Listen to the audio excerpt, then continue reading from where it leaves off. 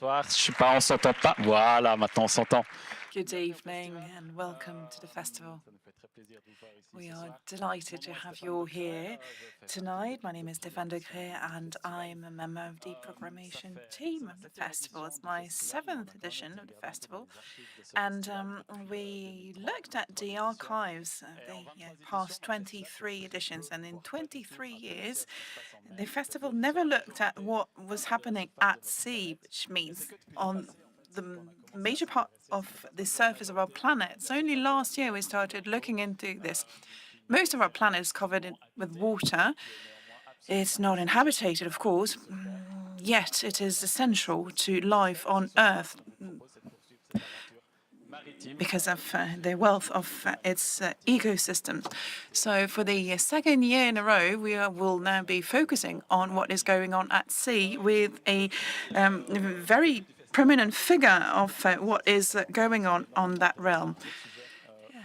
And the festival, we've long been really interested in another very important topic. It's the topic of criminalisation of environmental activism. And this evening we have Paul Watson with us, who is a living example of what is going on that front. I'm sure you're all aware of the fact that Paul Watson has been issued a red notice by Interpol, which is the notices which are issued for the major criminals, which led to his incarceration in Greenland last year. He was finally released from his Greenland prison, and he's now in France, where he's seeking asylum. The persecution of Japan against Paul Watson has started again a few days ago, which is why his team has deemed not safe for him to be with us today and to cross the border. So he will be online from France, and you will get a chance to ask him your questions. So let's get the ball rolling.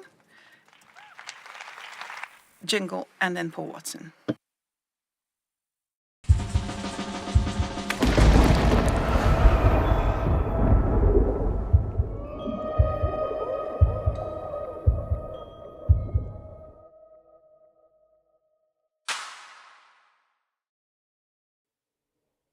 Dire que dans ce festival, il y a le public, il y a l'équipe qui le prépare, il y a des personnes qui amènent. This festival is made of the public, the speakers, and also our partners which provide to us their expertise, their support, financial support sometimes.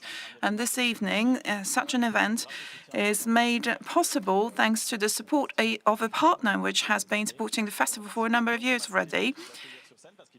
We'll have on stage, as they're very much involved in the protection of oceans.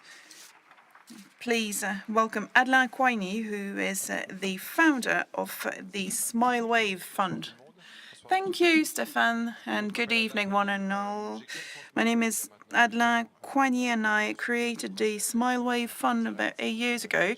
The objective is to support projects which have a direct impact on social justice and on the oceans. I would like to thank the festival, first of all. It's always a pleasure to support such events. It is necessary and it needs to continue more than ever because it helps us open our eyes on things that are going on, and that should not be the new normal.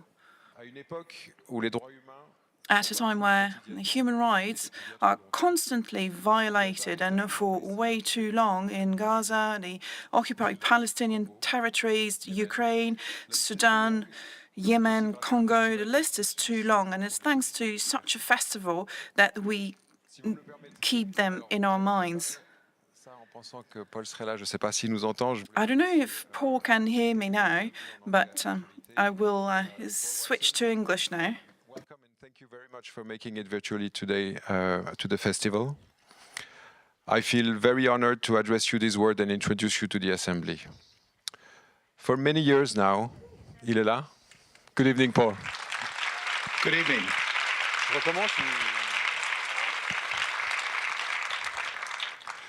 I'll start over. Paul Watson, thank you very much. Welcome, and thank you again for making it virtually tonight. I feel very honored and a bit intimidated, I must say, suddenly, to address you these words. In fact, for many years now, you have been an inspiration to me in my work. In fact, I believe there is only a handful of people who have dedicated their entire life with so much commitment for the oceans and the living the way you did. Funny enough, back in 2017, when we founded Smile Wave Fund, the very first organization we supported was Sea Shepherd France, when Sea Shepherd was still Sea Shepherd. I admire you and your crew's work since then. May I maybe quickly remind everyone something you said once, which is now printed in my mind. We humans are simple and temporary passengers on board a spaceship called Planet Earth. This vessel has a life support system, which we have to take care of. If we don't, we will die eventually. Again, we sincerely regret that you could not be in Geneva tonight, but we are also very grateful that this conversation can still take place via video in the interest of the protection of marine life and all life on Earth. Alors, je ne sais pas si nous aborderons toute la carrière de Paul. I don't know if we will be covering the whole career of Paul Watson this evening, but this great man was the co-founder of Greenpeace first, then Sea Shepherd, and now he is at the helm of the Captain Paul Watson Foundation. So when we fight for life and living beings, I'm sure that that's a question that Paul Watson has wondered about when facing disagreements with his former co-founders. But without further ado, let's move on to the discussion. Good evening, one and all. Thank you very much, Adelin. So before we start, the discussion will be held in English, but you can grab a headset if you want to follow the discussion in French. At the end of the Q&A, you will be able to ask your questions both in French or English, as you please. And to interview such an activist, we needed a great journalist. Please welcome Bruno Giussani, who is a journalist, and he's a TED Talk curator and the former Foundation Council President of the festival. And have a lovely evening. Thank you, Stefan. Hope you are hearing us well. Thank you for being with us. Can we just make sure that you hear us? I hear you. Excellent, excellent. Paul, this is the first time I have a pleasure of having a conversation with a pirate. At least that's according to the Ninth Circuit Court of Appeal of the United States. We're going to talk about whales and about oceans, but of course we need to start from the fact that you are not here in Geneva tonight. Because the other day your lawyers advised you not to leave France, where there is a pending political refugee status discussion for you. And because Japan wants you arrested and extradited, I went yesterday to the Interpol website. There are 6,611 red notices pending. One is about you. At least one, maybe more, but at least one. Just a reminder that a red notice is a request by a member state of Interpol to all other states to arrest and potentially extradite someone. Paul, why does Japan want you so badly? Well, they want retribution for a television show. We did this television show called Whale Wars, which ran from 2007 to 2017. And that was a severe embarrassment and humiliation to the Japanese whaling industry. And they want to stop me. So they watch my every movement right now. So that's one of the reasons I couldn't come to Switzerland. And we know that they're putting tremendous pressure on it because last month the Japanese foreign minister called in the Danish ambassador to say that Denmark had betrayed them for not turning me over to them. But I'd like to give a brief explanation as to what this is all about. Back in 2011, a Japanese harpoon vessel deliberately rammed a vessel called the Adelin. It wasn't my vessel. It was a vessel working with us. It cut that vessel in half. 6 crew members are thrown into the ocean, one with a broken rib. And there was no legal consequences to the Japanese whalers for doing that. But a few days later, the captain of the Adelin boarded the Japanese harpoon vessel Shonan Maru No. 2 to confront their captain to say, look, you destroyed my ship and I want you to, compensate me for that.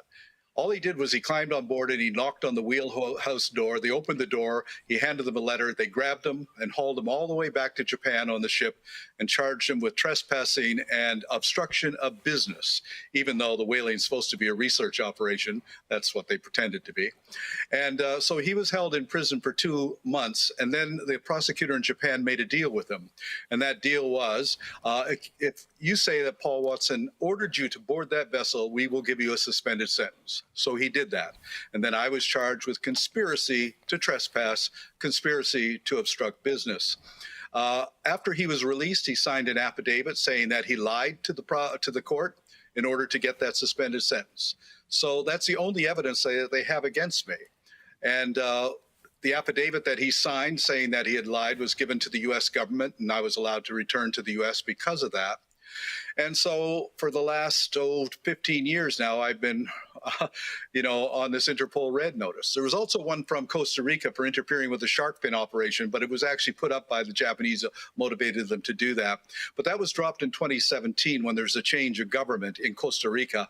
And I actually received a call from the environment minister, the new environment minister of Costa Rica, to apologize and to say that that red notice had been dropped. That's clear evidence of how political it is, because if it was judicial, they would not have been able to do that. So how I actually first found out about this is that in 2010, they had me on what's called the blue list. And I found out about that when I crossed from Canada into the United States, and I have dual citizenship, but I handed them my US passport. And suddenly I looked up and there were 6 officers with guns trained on me. They pulled me out of the car, handcuffed me, and brought me in to ask me questions, and then released me. But I said, why are you so heavy-handed? Why all the guns? And they said, because you're described by Japan as an armed and dangerous eco-terrorist. And that's one of the reasons it took 15 police officers to board in Greenland to arrest me, because, again, I am described as an armed eco-terrorist. Are you one? Pardon? Are you one, an eco-terrorist? What do you mean? Sorry. Are you an eco-terrorist? No, I don't work for Monsanto. I don't work for Exxon. No, I'm not an eco-terrorist. But I have never actually injured anybody in my life, and I've never been convicted of a crime in my life. But in 1977, I set up with a philosophy which I called aggressive nonviolence. We're going to aggressively intervene against illegal activities, and we're not going to hurt anybody. And that has been an unblemished record, not having injured anybody. But we have shut down hundreds of illegal operations over the last 50 years. And we've done it, with that aggressive nonviolent approach. Now, I've been arrested many times, but I've never been convicted of a crime. In 1986, for example, we sank half of Iceland's whaling fleet. I sent 2 of their boats to the bottom in Reykjavik Harbor, destroyed their whale processing plant. Now, that might sound like it's illegal, but I flew to Reykjavik and presented myself to the authorities. And what I said to them was that, I said to them, well, here I am. And they said, how long do you intend to stay in Iceland? I said, I don't know, 5 minutes, 5 days, 5 years. And they said, okay, we have to go to interrogation. We went to interrogation, and they said, are you admitting to sinking these 2 ships? And I said, yes, we sank them, and we're going to sink the other 2 at the first opportunity. Well, what they did was they then took me to the airport, put me on a plane, and flew me back to the U.S. And the Minister of Justice that morning stood up and he said in the Parliament, who does he think he is? He comes into our country and demands to be arrested. Get him out of here. They knew that to put me on trial in Iceland would be to put themselves on trial for their illegal whaling operations. And that's always been our defense, that we operate within the law. We're actually upholding the law. We're not breaking the law. In 1993, I chased the Cuban and Spanish drag trawlers off the Grand Banks of Newfoundland outside the 200-mile limit. Canada spent $2 million to come after me with 2 Coast Guard ships, 2 Navy ships, plus aircraft, to arrest me and charge me with 3 counts of criminal mischief. I didn't harm anybody. I didn't damage anything. But they said, well, you could have, so therefore you're going to be charged with mischief. So I went on trial in Newfoundland, where everybody hates me for my opposition to the seal hunt. And I had a brilliant lawyer. And the lawyer opened up the case by saying, ladies and gentlemen of the jury, we're not going to say that we didn't do what we're charged with. We're going to say that we did exactly what we're charged with. We're proud to have done it, and we intend to do it again. And I was acquitted because I used the UN World. Yes? There was a time when environmentalists could do those kind of things, or did those kind of things, right? Sinking ships, blowing up pipelines, blowing up electric poles, this kind of stuff.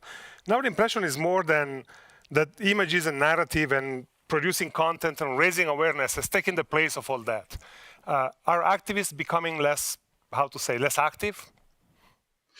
Well, we have to evolve in our tactics because governments are becoming more repressive. There are new laws.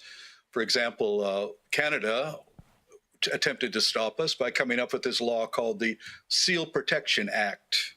Under the Seal Protection Act, it is illegal to witness, film, or photograph a seal being killed. So I've been arrested many times under that, but we've won in the court cases on that.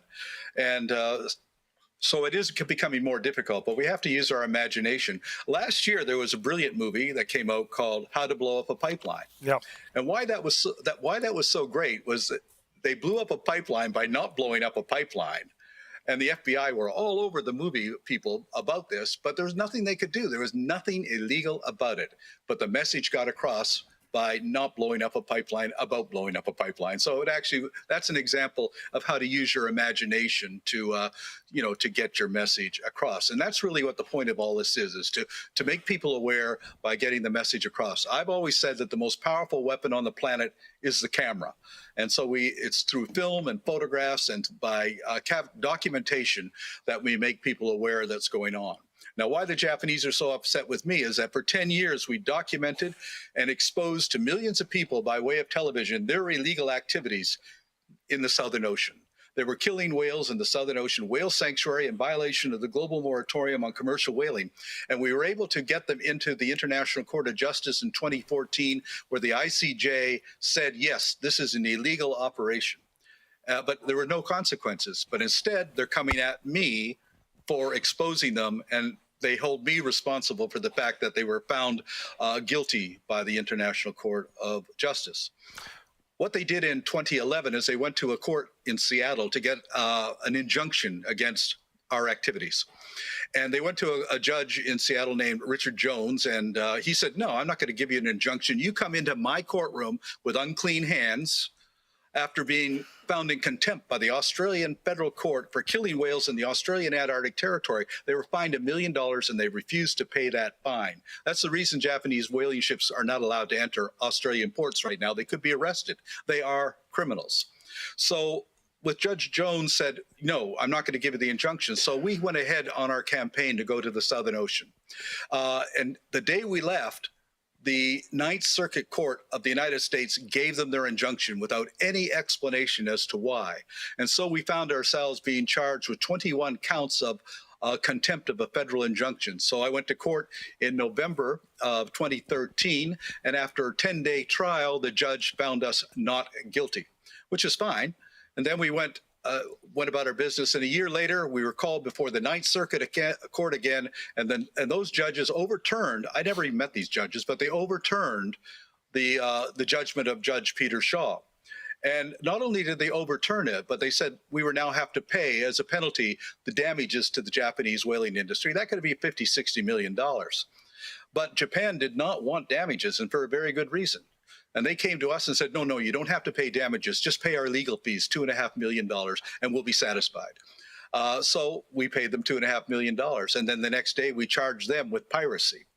And now they had to, and the reason they didn't want to have damages is because they would have to open their books and explain what they were doing with this whaling industry, the subsidies, the fact that they took $30 million from the Tsunami Relief Fund and put it into the whaling operations.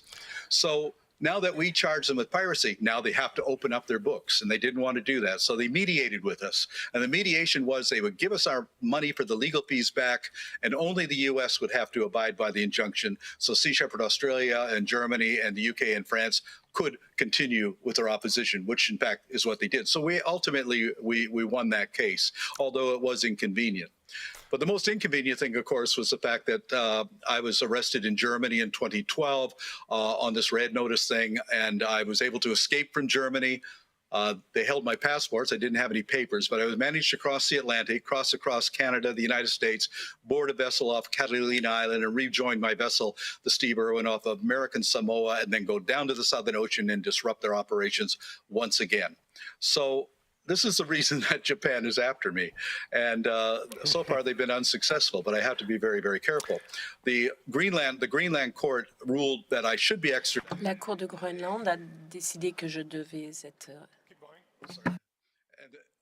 And the day after that, the Minister of Justice for Denmark made the political decision to release me because Denmark was not expecting the kind of backlash from the public. Hundreds of thousands of people signing petitions, direct intervention by President Macron, Prime Minister Barnier, the President Lula da Silva of Brazil, the President of French Polynesia, and Pope Francis. They weren't expecting that kind of opposition. So I think Denmark felt that this was much more than they were bargained for. And we will come back to your prison time in Nuuk and so, but let's stay for a moment with the Japanese, because there is a thing called the Southern Ocean Whale Sanctuary all around Antarctica. It's actually a pretty sizable part of the ocean. I was there myself a few years ago, and there are many laws and rules in the world that protect the oceans and protect whales and other species and create preserves and sanctuaries.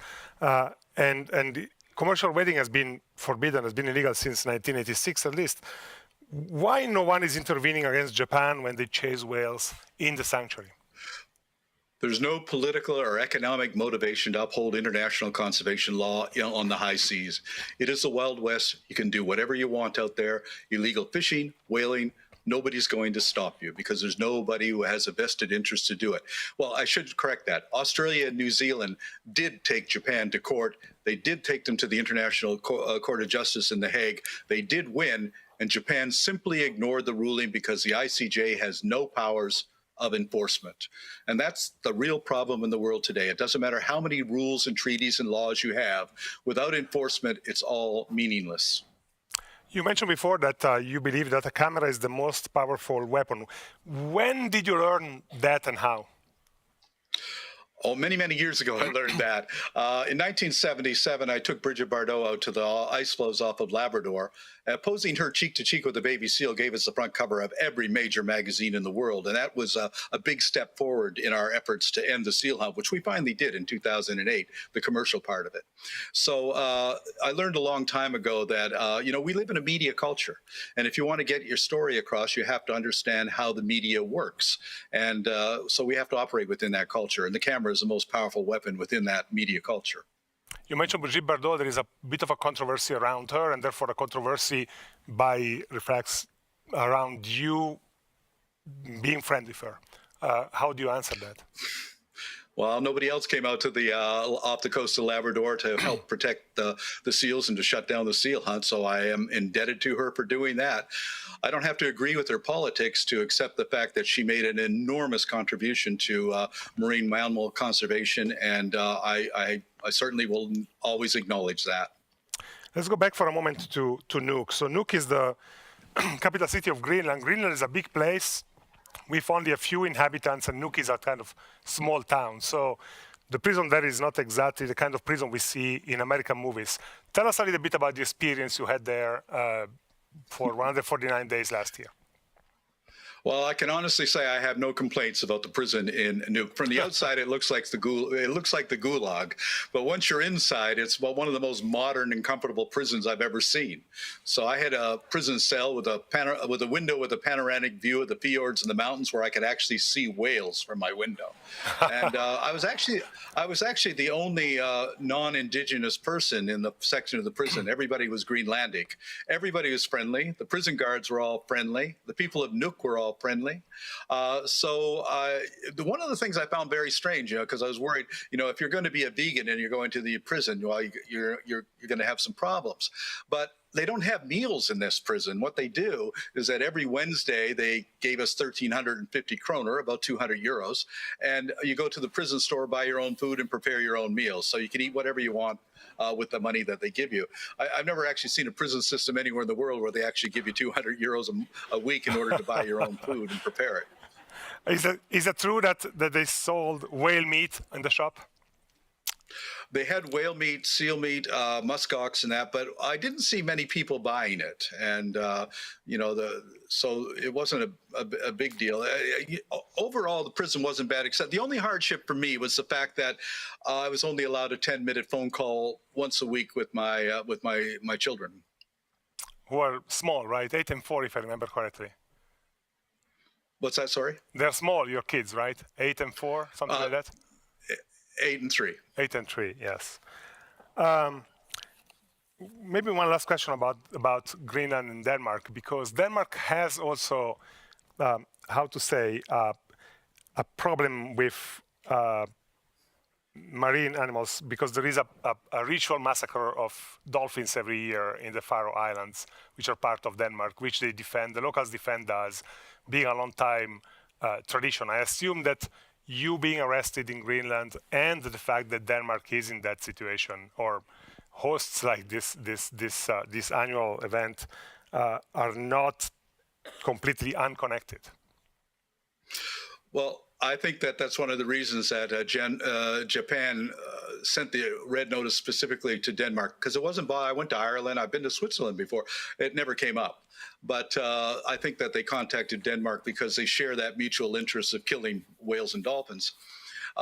But, I look at every situation as an opportunity to take advantage of. And being arrested in Greenland was an opportunity to continue to focus international attention on Japan's illegal whaling operations, but also with the added bonus of focusing attention on the massacre of pilot whales and dolphins in the Danish Faroe Islands. Mm-hmm. And we brought a lot of attention to that. So I think Denmark wasn't expecting that either. But to me, being in prison was just an extension of the campaign that we were doing. Lots of visibility indeed. Listen, Paul, you entered prison in Nuuk with Joe Biden, President of the United States. You came out with Donald Trump about to be inaugurated as President of the United States. What consequences do you think will the Trump presidency have for the planet, but especially is the topic of tonight, for environmental activism? Well, for myself, it has a direct problem because last month, Trump met with the Prime Minister of Japan to discuss so-called sensitive issues, of which I can only assume that I was one of them. So as long as Trump's president, I don't think it's safe for me to return to the United States. So I won't do it. But while I was in prison, Senator Bernie Sanders, who was actually my senator from the state of Vermont, was very helpful. And the U.S. consul was very helpful either. But I certainly am not going to expect that going forward. The election of President Trump is going to have serious negative consequences for the environment as far as climate change is concerned. He's already dismantling national park systems. It's going to be devastating. But I am optimistic that he's going to become so unpopular that in 2 years' time, when the congressional elections take place, that we may have switched the power over in the House of Representatives, and there's a possibility of the impeachment of this president for the third time. And hopefully this time he'll have the support of the Senate and they'll be able to remove him. Now, you've been an activist all your life, which means that you've been through several different waves of type of activism, right? Being very active on the front, sinking ships, etc., up to the current age, which is very much fashioned around social media and communication. When you look outwards, ahead, like 10, 20 years, what do you think environmentalism will look like, or what do you wish it to be? Well, what I think it's going to be is there's going to be a lot more repressive laws, because this diminishment results in more and more demand for ever more scarce products, more scarce resources. And in order to extract those resources, they're going to have to use a lot of heavy-handed policing, even the military, to get those things. So environmentalists are going to be increasingly seen as an obstacle in the way of so-called industrial progress. So I think that things are going to get worse in that respect. But, I learned a long time ago, I was a medic during the occupation of Wounded Knee, South Dakota by the American Indian movement. And during that time, we were surrounded by U.S. Federal agents who were shooting at us. They killed 2, they wounded 46. And I went up to the leader of the American Indian movement, who was named Russell Means, and I said, look, we don't have any chance of winning here. We're hopelessly outnumbered. The odds are against us. We simply cannot win. So why are we continuing to do this? And he told me something which has stayed with me forever. And that is, he looked at me and he says, we're not interested in whether we win or lose. We're not concerned about the odds against us. We're here because this is the right place to be, the right time to do it, and the right thing to do. Don't worry about the future. We don't have any control over the future, but we have absolute control over the present. And what we do in the present will define what the future will be. So I just simply look at it this way. If we use the 3 virtues of passion, courage, and imagination, we can change the world. But we have to focus on the present. Don't get depressed. Don't get pessimistic about the future. All our power is here today. And one person can change the world. Because of Diane Fossey, we still have mountain gorillas in Rwanda. Because of David Wingate, the Bermuda storm petrel did not go extinct. And there's thousands and thousands of cases where individuals and small groups have made a difference, much more so than governments. Governments don't really do much unless they've got enough public pressure behind them in order to make those changes. Yeah.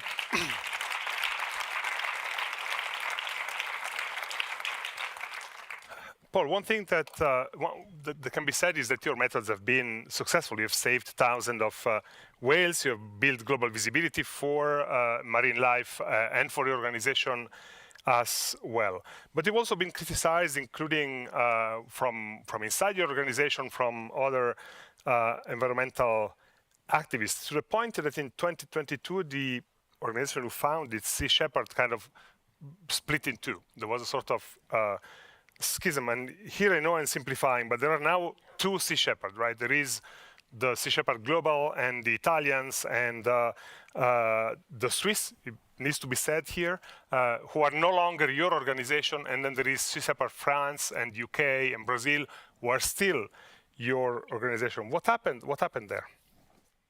Well, there was a hostile takeover of the Sea Shepherd Global. It goes back to 2019 when I was asked to lead the board of directors because of this red notice. And they said it was very difficult for them to get directors' insurance, and would I leave, but I'd still be involved. And as soon as I stepped off the board, of course, then they started to put people on that supported their point of view. Now, in 2019, when I led a campaign to Iceland, Peter Hammerstead came to me and he said, look, we can't be doing Iceland. We can't be doing this anymore. We have to rebrand. And I said, why? And he said, well, we're working with these African nations and they're upset with you being involved with Iceland. I said, what does Africa have to do with Iceland? And I found out later what it was. The fisheries minister for Namibia was involved in a scandal in Iceland because he was an investor with Icelandic fishing company that this guy's ended up going in jail. Peter Hammerstead knew about that. So what happened is that Sea Shepherd Global began doing partnerships with Austral Fisheries in Australia, a tooth fishing company, which helped them to get their tax status for Australia. The Austral Fisheries is 50% owned by the Maruha Daiichiro fishing company of Japan, which used to be the Taiyu whaling company. So Sea Shepherd Australia is in partnership with fishermen and whalers.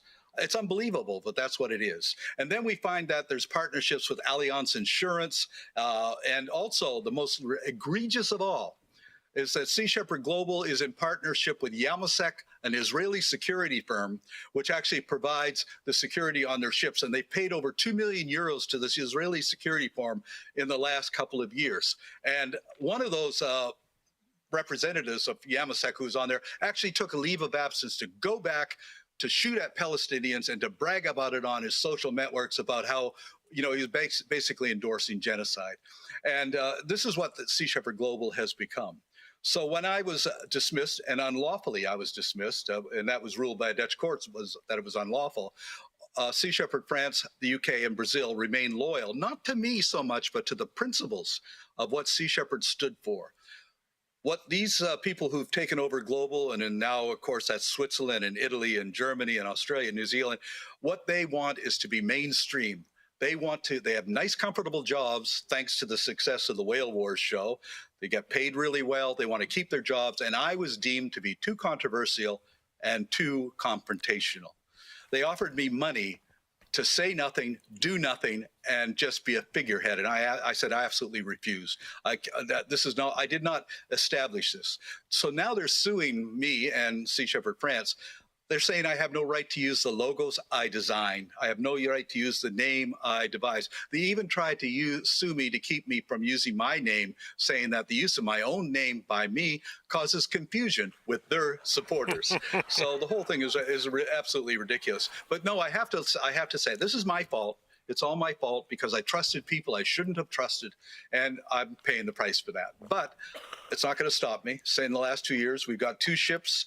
We're working in hand with Sea Shepherd France, with Sea Shepherd Brazil, and in the UK, and we're carrying on to do exactly what we've been doing all these years. I will never, ever change my philosophy of aggressive nonviolence, and I will never compromise by working with fishing corporations or with any kind of corporation or government. We will not be dictated by any government or corporation. Talking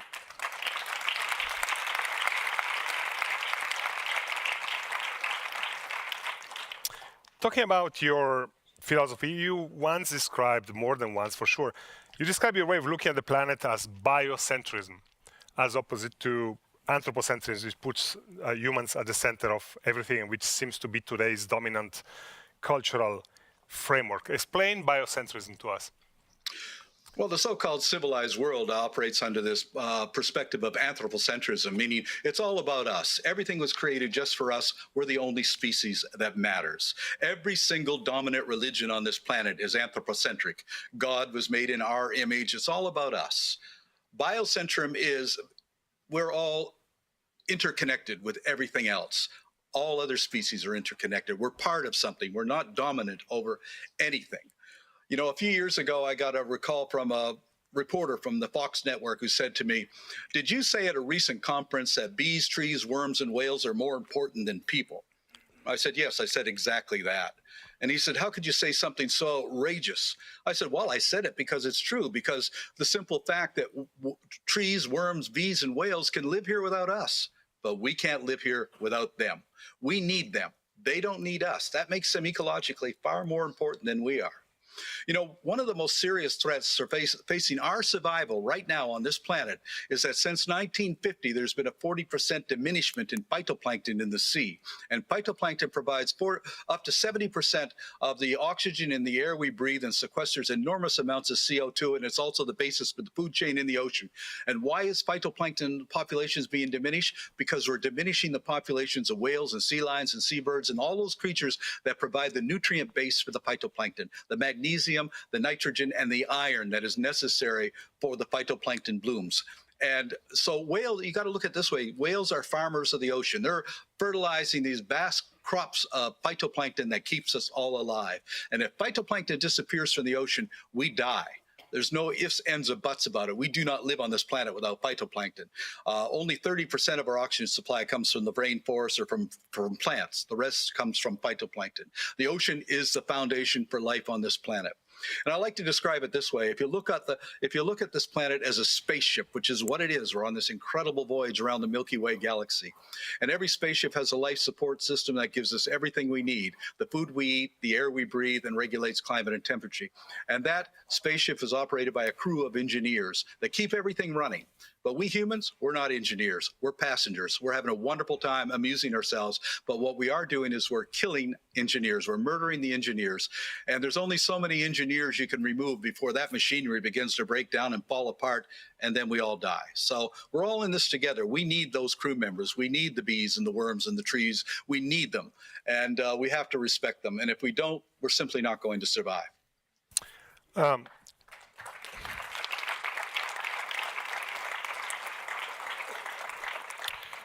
Paul, staying with biocentrism, you elaborated a sort of kind of 3 laws of ecology way of looking at the world, right? What are the 3 laws? Well, the 3 basic laws of ecology, the first is the law of diversity, that the strength of any ecosystem is dependent upon the diversity in it. The greater the diversity, the stronger the ecosystem.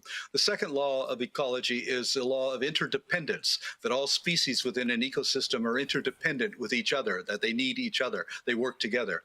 The third law of ecology is the law of finite resources, that there's a limit to growth, a limit to carrying capacity. And when one species steals the carrying capacity of other species, that causes diminishment in diversity and interdependence, and that leads to the collapse of an ecosystem. And any species that lives outside of those 3 laws of ecology simply cannot survive. We're going to lose more species of plants and animals between the year 2000 and the year 2065 than we've lost in the last 65 million years. That rate of extinction is unprecedented. It's even got a name called the Holocene, or the 6th major extinction event, the worst thing that's happened since the Permian extinction 250 million years ago. And, we're going to be responsible for that. Never before has a major extinction event been triggered by one species, that being our own. Paul, before we turn into the audience for questions, I want to take a moment to talk about whales specifically, because we all have a fascination for whales, right? Their size, their intelligence, their sound, their song, their majesty. You know them better than any of us here. What's your fascination with whales? We spend billions of dollars searching through the universe for extraterrestrial intelligence when we have intelligent life forms on this planet that we spend no effort at all in trying to communicate with. Only in the last couple of years has there been breakthroughs in the possibility of communicating with humpback whales and with sperm whales. And I believe that it's possible that we can do that. There is a language there. We just haven't been able to decipher that language. But we're looking at extremely intelligent beings. The human brain is a 1,700 cubic centimeter brain. The orca brain is 6,000 cubic centimeters, and the sperm whale brain, the largest brain to have ever evolved on the planet, is a 9,000 cubic centimeter brain. And their brains have far more complex convolutions on the neocortex area than our brains do. If anybody's taken Biology 101, they might remember that the professor will show you, here's a rat's brain, here's a dog brain, here's a chimpanzee brain, and here's a human brain. And you can see that the brain gets larger, and there's more convolutions on the neocortex going up from the rat to the chimpanzee and then to the human. They never, ever put an orca or a sperm whale brain up there because it makes us look really stupid, and we don't want to look stupid. And the problem is, I was debating a Norwegian whaler one time, and he says, but Watson, you say that whales are smarter than people. This is a really stupid thing to say. How can you say something so stupid? And I said, well, look, George, I measure intelligence by the ability to live in harmony with the natural world. And by that criteria, whales are far more intelligent than we are. And he said to me, well, by that criteria, cockroaches are more intelligent than we are. And I said, you're beginning to understand what I'm trying to tell you. So that, all living things have an intelligence which is relative to their position within an ecosystem. I just found out yesterday that dogs actually can discover corpses underwater. They can actually smell a corpse while they're 10 feet underwater. That's amazing. What kind of ability that is, just absolutely amazing.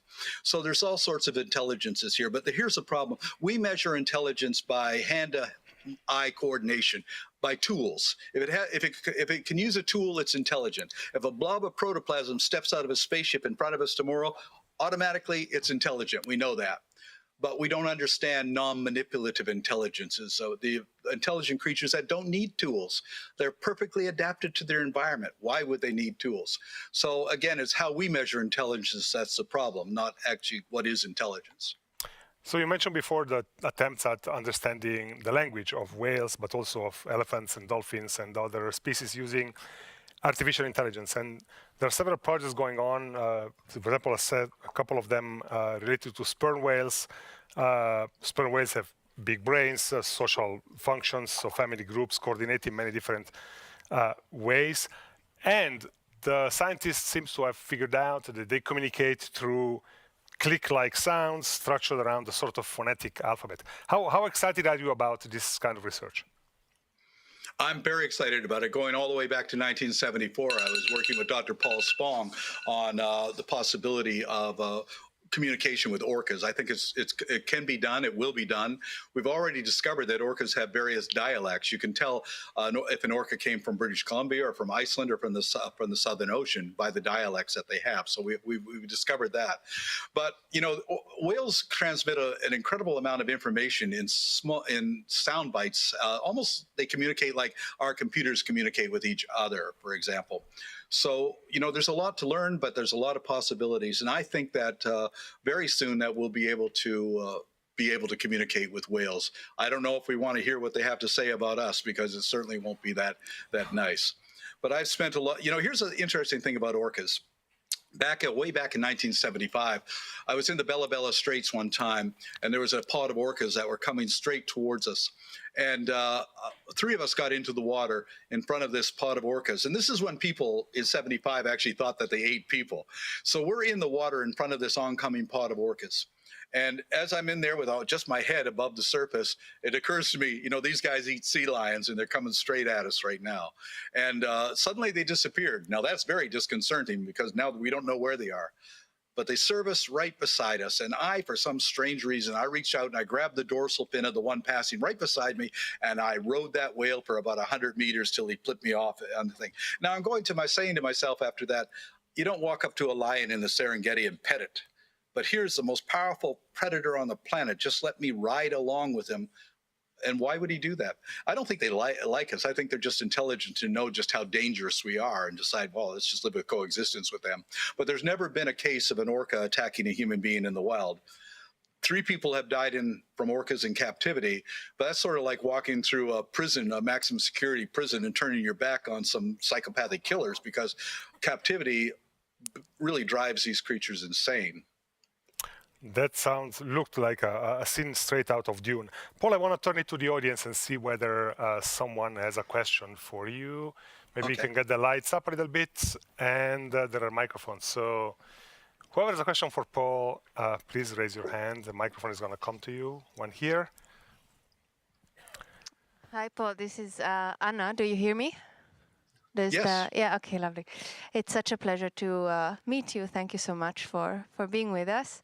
I've wondered, while listening, or somehow related to what I do and so forth, about your philosophy of leadership, because you have founded several organizations, worked with a lot of activists, and now you also see that the space for activism is shrinking, and you are a figurehead in this field.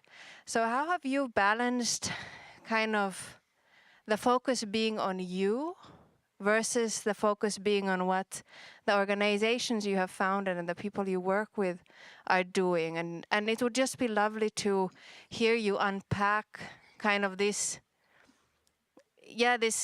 again, everything being focused on you, how comfortable you are, what are the risks, what are the benefits, and how you've managed this. Paul?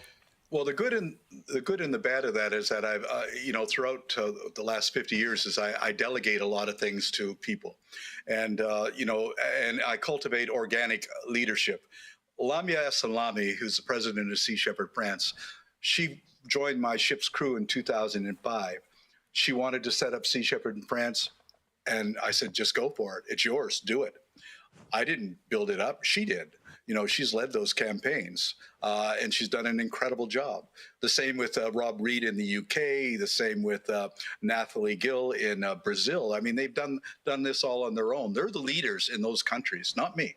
And that's why I created Sea Shepherd as a movement, not an organization. And that the weak part about that is because I created it as a movement, there were people within that movement who decided they wanted to own it. And that's why the hostile takeover came over. They wanted to control it. And it was never meant to be controlled by me or anybody else. But unfortunately, that seems to be human nature to want to do that. So, I got removed from Greenpeace. I got removed from Sea Shepherd, probably get removed from this organization too sometime. But I'm not going to change that style of leadership. You have to delegate. You have to give people the responsibility to go with it, because I certainly can't do all this on my own. No, none of us can. So we'll see where that goes. Other questions? There was a hand somewhere here, but I lost it. Yes? Oui, bonsoir, Paul. Good evening, Paul. I will be asking the question in French because my English is not good enough, unfortunately. What's going on with Iceland? What's going on with Iceland? Because I think Iceland has allowed whaling until 2029. Or further. It's a very strange situation in Iceland. The majority of Icelanders are opposed to whaling. The government of Iceland is opposed to whaling. But one man named Christian Lofsson, the wealthiest man in Iceland who has a lot of connections, he's 80 years old. He doesn't need to kill whales. It costs him about $2 million a year to continue to do it, but he has an obsession with killing whales. We call him sort of a modern day Captain Ahab. And he managed to get those permits until 2029. We stopped him in 23, we stopped him in 24, and we will stop him again in 2025. We will intercept his ships and we will stop him. It's an ongoing thing. Iceland, I think we can stop whaling within the next year. I'm quite confident of that. So we'll make sure that he doesn't kill any whales this summer. He didn't kill any last summer. So overall, we've been fighting Iceland since 1986. 2 of his 4 ships still are, well, they're rusting on the beach right now. They are never recovered from our sinking them. And so he knows that we're determined to stop them, and we will. And if Japan returns to the Southern Ocean, which is what they plan to do, I have a ship in Australia right now which will intervene against their operations if they go forward and do that. We know they intend to do it. We just don't know when they're going to do it, but we have to be prepared to intercept them. What does intercepting mean? We go down, hunt them down, and make sure they don't kill any whales by getting in their way, blocking them, preventing them from refueling. For instance, in the last campaign I did in 2013, they only took 10% of their quota. And during the entire time we were down there, we prevented them from killing 6,500 plus whales. That's how many they did not get in their quotas over that period of time. Other questions? Up there? Not here. Microphone comes from this side. Thank you very much, Paul, for sharing all that experience with us. Perhaps one question in your fight against the whalers is, can you tell us more about the economics of the whaling industry? What do you do with a killed whale? Well, there really is no economics in the whaling industry. The whaling industries around the world have been hugely subsidized by the governments that are involved. Iceland loses $2 million a year. Japan spends 25 to 30 million a year. Norway subsidizes our operations. So there's no money that's being made. There hasn't been any money made in whaling for decades. So that's not what it's about. I'll tell you why it happens in Japan. The Japanese whaling company is owned by the Japanese government. And on the board of directors of that whaling company are 12 directors who are all former politicians who all get 6-figure salaries to sit on that board. As long as whaling continues, they have their job. The sailors that supply the crew on these ships, the union that supplies the crew, are unions controlled by the Yakuza, which is the Japanese mafia, which has a lot of influence with the Japanese government. Whaling continues in Japan because of corruption, and that's the bottom line. That's what it's really all about. Also, you can look at worldwide fisheries. Industrial fishing worldwide continues to survive because of massive subsidies, about $70 billion from governments around the world, a lot from the European Union that go to keep these big factory ships and super trawlers and longliners out there just taking everything they can. Fisheries all around the world are collapsing. Commercial fisheries are collapsing. And as the numbers get diminished, as there's fewer and fewer fish, you have to invest more in technology and big ships in order to get those fewer and fewer fish to keep them going. But for instance, bluefin tuna populations have been reduced by 90%. The northern cod populations have totally collapsed. The orange roughy populations off New Zealand, total collapse. So it's this thing called adaptation to diminishment. As a species is diminished, we just move on to another species and leave that one behind. So, some species you just don't hear about anymore because, well, there's not enough of them to make them commercially viable. And some species, like turbot, for instance, is a good example. Turbot, because I was raised in an Eastern Canadian fishing village, turbot was considered what they call a garbage fish. Nobody bought it, nobody wanted it. But now that's the fish that you'll find in a restaurant in New York or Paris. So we adapt to this diminishment, and that's going to be our undoing. Adaptation to a diminishment served us well 20,000 years ago as hunter-gatherers, but certainly it's not very useful today. A good example of our adaptation to a diminishment is that if this is 1965, and I were to say to you, you know, in 40 years, you're going to be buying water in plastic bottles, and you're going to be paying more for that water than the equivalent amount of petrol, you'd look at me and say, nah, nobody's going to do that. But here we are. We've adapted to it. Here in the front. Thank you. I would like to know, what do you think about fish farming? Oh, fish farming is a highly destructive industry.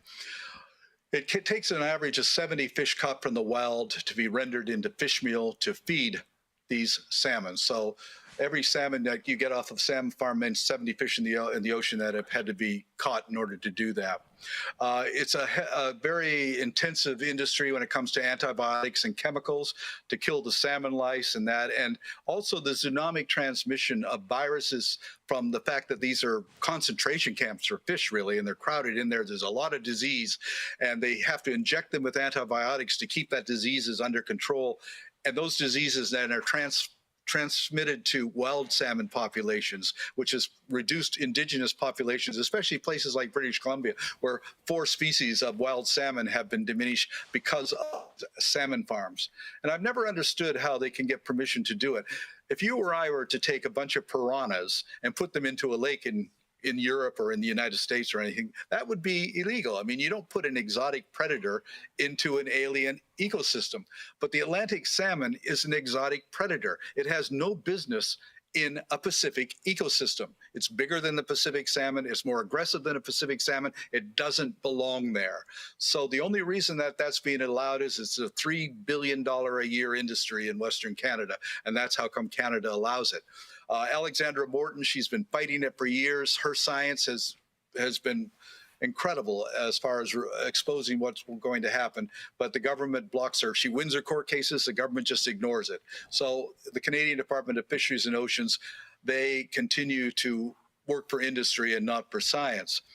All of the scientists that work for companies, for people like the Canadian Department of Fisheries and Oceans or any government, I have a word for them. I just call them biostitutes. They really justify anything the government wants to do.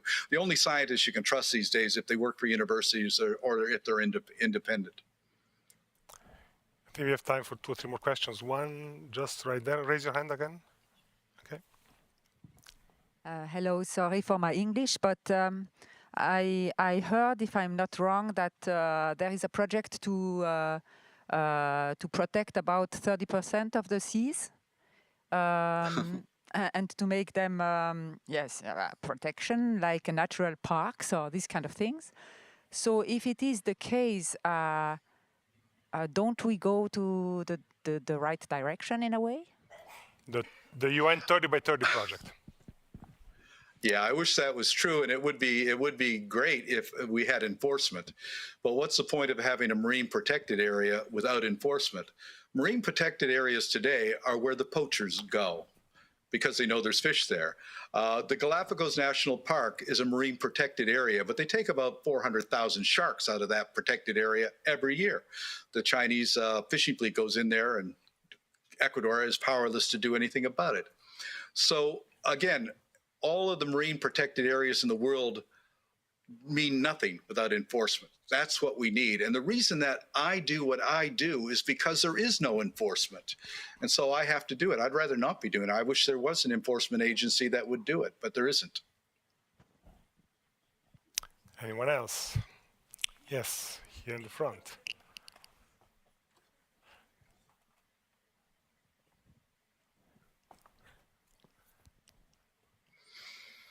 Thank you very much for sharing your experience.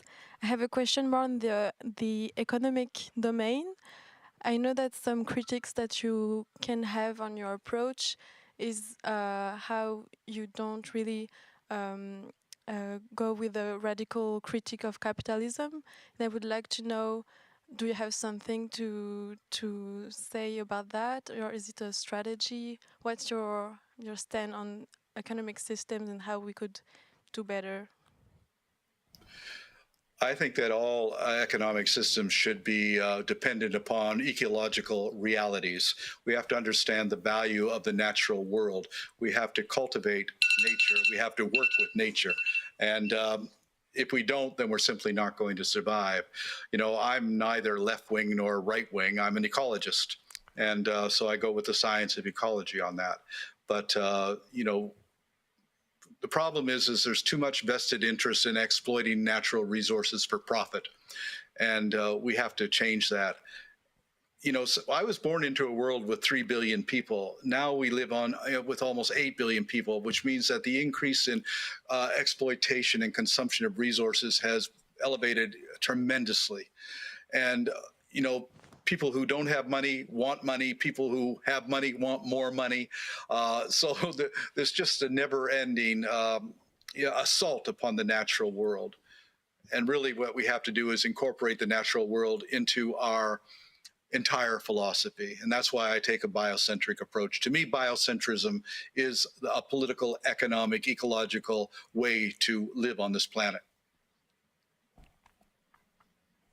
Anyone else? Est-ce qu'on a un micro? Je vais répéter la question. Paul, this is a question without a microphone. The question is, how can Switzerland help the cause? How can Switzerland help the cause? Yeah. I would say, well, in our case, don't support Sea Shepherd Switzerland, but you can support Sea Shepherd France. As simple as that. Not taken. Sea Shepherd Switzerland. Sea Shepherd France, Switzerland not doing anything. One of the projects that I didn't mention about Sea Shepherd France is that, you know, under French law, you can no longer exhibit whales and dolphins in captivity, which means that Marineland at Antibes has to be shut down. And they wanted to send these orcas to Japan, but we blocked that. Then they wanted to send them to Lora Park in Spain, but we blocked that. So what we're working with right now is to set up a sanctuary, if not in France and in Greece or Italy. And, you know, but more and more of these dolphinariums and marine parks are closing down. The dolphin company just declared bankruptcy 2 weeks ago. And that means, you know, that means literally dozens and dozens of dolphins that need to have a sanctuary home. I wish we could return them to the ocean, and some of them we might be able to do that. But some of them were born in captivity and they have no idea how to live in the wild. But we do owe them. We owe them for the fact that they were bought and sold under this cetacean slave trade that began in the 60s, where these animals are bought and sold and bred in captivity and just for our amusement. And it's immoral, it's unethical, and we have a responsibility and an obligation to look at their welfare. One last question. Right there.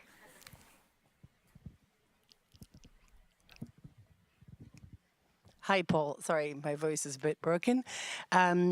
Would you tell everybody in the room today to stop eating fish? Yeah, I wish everybody would stop eating fish. You know, in 2015, I actually said at the climate change conference in Paris that we need at least a 75-year moratorium on industrialized fishing activities if we're going to save the ocean. We need to give the ocean the time to recover. You know, 40% of all of the fish that's taken from the ocean isn't eaten directly by people. It's fed to salmon, to chickens, and to pigs. So even when you're eating pigs or whatever, you're eating fish. There's simply not enough fish in the ocean for people to continue to do that. And there's a lot, you know, fish are highly social creatures. There's a lot that we still have to understand of how their lifestyles and everything like that. There's no need for us to do this. There are, you know, I think that we have to move towards a plant-based diet worldwide, and I think that in the future that's where it will go. We'll be forced to go if for no other reason, because we're really depleting everything else. And also we're seeing now that factory farms, which is where a lot of this fish meal ends up, factory farms are rapidly becoming more and more of a transmitter of zoonotic diseases. That's why you have bird flu coming right now, and millions of animals are being euthanized or killed in order to keep these viruses under control, because these factory farms are just gigantic petri dishes which are fabricating new viruses, and they're getting out of control. So there's a direct threat to our own survival. So there's no reason for us to be eating fish. There's 8 billion of us. We can find other sources that. Now, I do understand that there are communities in the world where people do depend upon that, but that's not what fishing is about today. Industrialized fishing are huge super trawlers, 100-kilometer long lines, 100-kilometer nets. You know, we pulled one net out of the Southern Ocean that was going after toothfish, which is marketed as Chilean sea bass. That net was 2 miles deep. It was pulled up. It took 200 hours to pull that net up because it was 70 tons of netting and it was 72 kilometers long, one net from one ship. And at any given time, there's about 60,000 kilometers in nets and long lines that are being set on around the world's oceans. It's incredible the kind of destruction that is causing. We have to stop it. So we need to put an end to this industrialized, mechanized commercial fishing operations. Paul, what's next for you once you regain your freedom to travel? We will be going to Iceland this summer to intervene against the Icelandic whaling operations. In addition to the campaigns, I'm doing a lot of writing. I'm doing a second children's book. I think it's very important to write books for children because they seem to have a natural intuition to understand exactly what's happening in the world. So I'm certainly keeping busy. Paul, thank you for taking the time to be with us. We hope to see you in person at the festival in the not too distant future, but for now, thank you very much for being with us. Thank you very much.